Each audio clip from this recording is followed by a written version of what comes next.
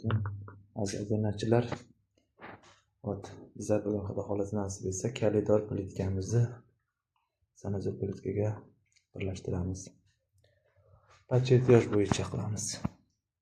Chetyoshi xuddi shu narsa bo'lishi kerak. Rezultat ko'ramiz.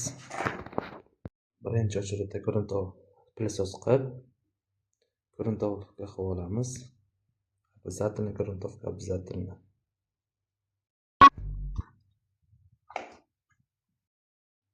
Теперь теплопол bo'yicha jarayon.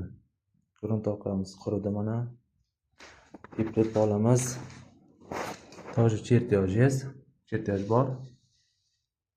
4 kvadrat teplopol ketadi. От стены 10 см, bu tarafga 34 va до конца сполочной коридорimiz.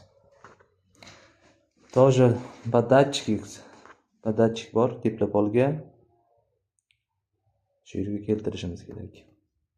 Коридором теплополом bilan опять на гофры, не знаю, как они поставили.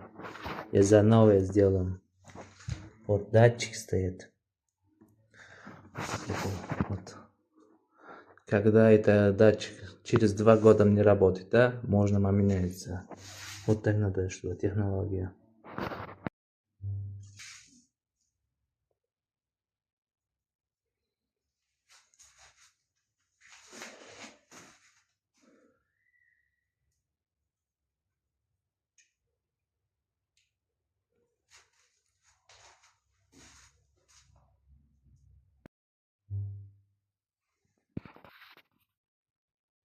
Это угол обязательно накруглый надо. Обязательно круглый qilmasa trishina bo'ladi har bir o'g'limiz.